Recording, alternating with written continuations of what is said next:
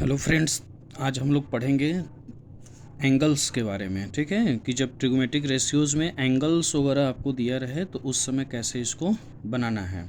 तो देखिए, इसमें जब एंगल्स वगैरह दिया रहे तो सबसे पहले आपको क्या करना है कि जो ये जैसे ये साइन ए है, कॉस ए है, टेन ए है, कॉसेक ए है, सेक ए है, कॉट ए है। तो इसमें सबसे पहले देखेंगे कि एंगल्स वगैरह का क्या इसमें कंसेप्ट है। तो जैसे इसमें आप लोगों को पढ़ना है जो एक्यूट एंगल ट्रायंगल है, जो 90 डिग्री से सिंपल सा कह सकते हैं कम है, उसी का पढ़ना है या 90 डिग्री तक का पढ़ना है। तो अब आपको इसमें इसको याद रखना पड़ेगा। जैसे 0 डिग्री का वैल्यू 0 होता है, 30 डिग्री का वैल्यू 1/2 होता है, 45 डिग्री का वैल्यू 1/√2 होता है, 60 डिग्री का वैल्यू √3/2 होता है, और आपको 90 डिग्री का वैल्यू 1 होता है। ओके। और इसको जब हम रिवर्स कर देंगे तो फिर हमारा कॉसेक ए का वैल्यू निकल जाएगा। जैसे 90 डिग्री का एंगल 1 है ना, तो यहाँ पर 0 डिग्री का कॉसेक ए में वैल्यू 1 कर देंगे। फिर 30 डिग्री का वैल्यू यहाँ पर जो 60 डिग्री का है √3/2, वो कॉसेक वाला में कॉस वाला में कर देंगे। फिर 45 डिग्री तो सेम रहेगा। फिर 60 डिग्री का वैल्यू 1/2 करेंगे, जैसे कि यहाँ पर 30 डिग्री का है, और ये 90 डिग्री का वैल्यू यहाँ पर 0 हो जाएगा। फिर उसके बाद tan ए का क्या होगा, तो tan ए का sin a cos a होता है, तो 0/1 डिवाइड करेंगे, 0 हो जाएगा। ये 1/2 √3/2 ये डिवाइड करेंगे, 1/√3 हो जाएगा। ये 1/√2 1/√2 डिवाइड करेंगे, ये 1 आ जाएगा। ये √3/2 ये 1/2 √3 आ जाएगा। और 1/0 डिवाइड करेंगे तो ये नॉट डिफाइंड होगा, क्योंकि हम लोग जान रहे हैं कि यहाँ पर 1 है मान लीजिए, और 1 डिवाइडेड बाई 0 करते हैं तो इसका कोई भी मतलब ये डिवीजन नहीं होता है। ठीक है, डिवीजन होने के लिए 0 को ऊपर रहना चाहिए, यानी कि न्यूमरेटर में 0 रहना चाहिए, डिनोमिनेटर में नहीं। ठीक है।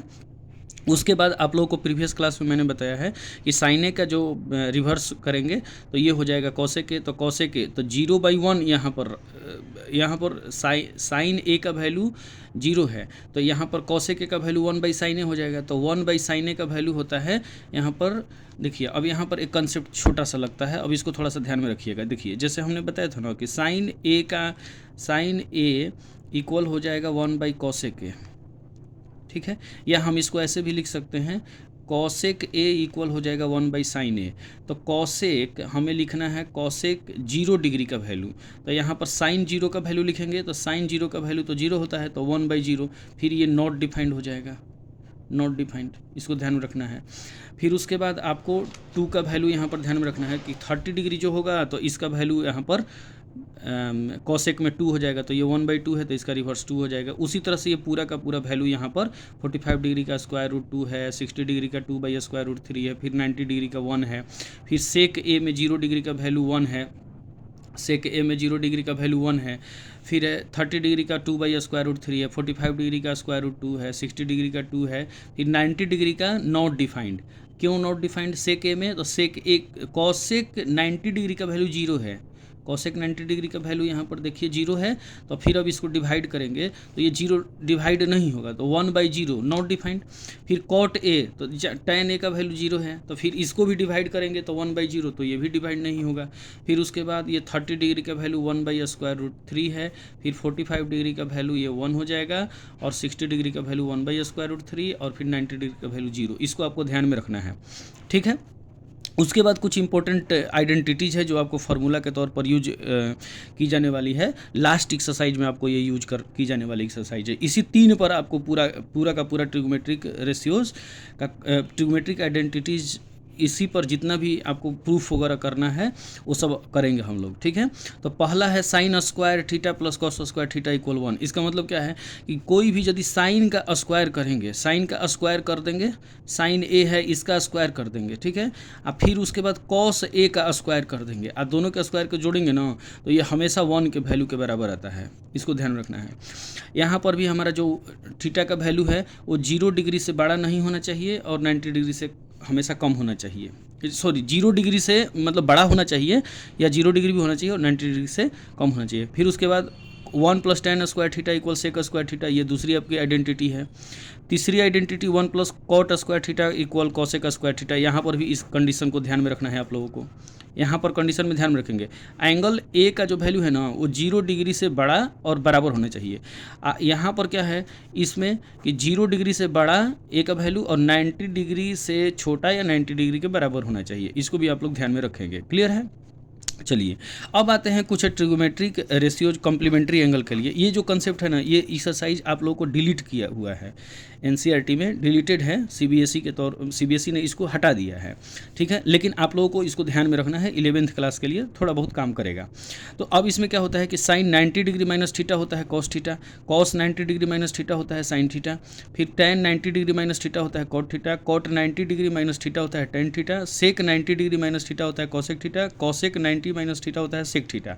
अब ये कहाँ से किस तरीके से हुआ था, एक रूल का काम करता है यहाँ पर। क्वाड्रेंट जो आप लोग क्लास 9 वगैरह में पढ़े हैं उसका हेल्प ले लिया जाता है इसमें। देखिए जैसे कि ये फर्स्ट क्वाड्रेंट हो गया हमारा, जिसमें कि सारा ट्रिगोमेट्रिक रेशियोज पॉजिटिव होता है। सेकंड जो क्वाड्रेंट है इसमें साइन और कॉसेक पॉजिटिव होता है, और थर्ड क्वाड्रेंट है इसमें टैन और कॉट पॉजिटिव होता है, और फोर्थ में कॉस और सेक पॉजिटिव होता है। क्लियर है? यहाँ पर जो फर्स्ट क्वाड्रेंट होता है इसमें 90 डिग्री का एंगल बनता है, इसलिए इसमें 90 डिग्री से कम का ही सब कुछ रखेंगे।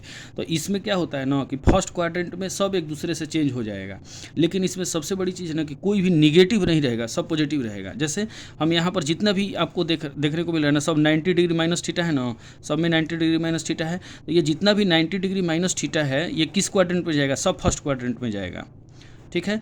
तो 1-2 साल पहले जब कोविड नहीं आया था, तो उससे पहले क्या था ना कि ये सब आप लोगों को पढ़ना था, लेकिन अब नहीं पढ़ना है ये सब, ठीक है। सीबीएसई डिलीट कर दिया है, तो अब इसको 11 क्लास में पढ़ना है। तो वही चीज़ आपको ध्यान में रखना है। तो यहाँ पर 180 के साथ होगा, तो जहाँ कहीं भी 180 डिग्री माइनस थीटा के तौर पर जाएगा, ठीक है।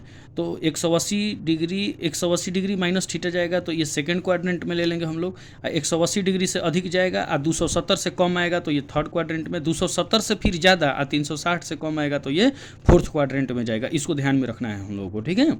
आप लोगों के क्लास में क्लास 10 में सिर्फ इतना ही जितना मैंने यहाँ पर बताया है इतना ही आप लोगों को पढ़ना है, इसके अलावा कुछ नहीं पढ़ना है, ठीक है। वो भी सीबीएसई डिलीट भी कर चुका है। क्लियर है? चलिए आज के लिए इतना ही रखते हैं, फिर उसके बाद नेक्स्ट वीडियो में मैं आपसे बात करूंगा इस पर।